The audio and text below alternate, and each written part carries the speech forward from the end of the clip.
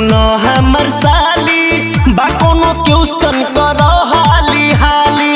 ए साली जी सुनो हाँ हाँ जाता नी देव घर सुनो हमर साली बा कोनो क्वेश्चन करो हाली हाली। गैला के बाद पुन हो जाई आप हो ले ले आइब दे तो कंगना के नाप हो ले ले आइब दे तो कंगना के नाप हो ले ले आइब दे तो कंगना के नाप हो।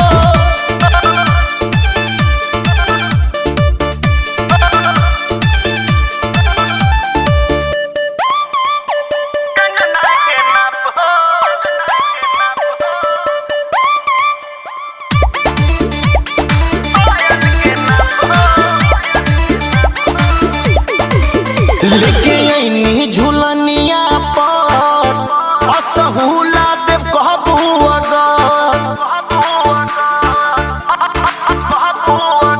लेके आईनी झूलनिया पर असहूला देव कहबू बा फरमाइश तो कह साफ साफ हो लेके आइब दे तो चूड़ी के नाप हो लेके आइब दे तो कंगना के नाप हो लेके आइब दे तो पायल के नाप हो।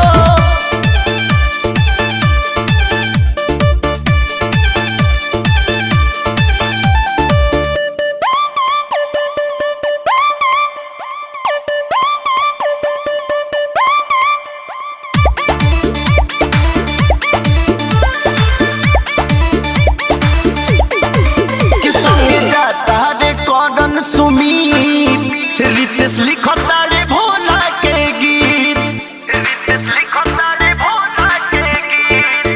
संगे जाता रे करण सुमीत रितेश लिखता रे भोला के गीत अंतरज के भोला काट दी है पाप हो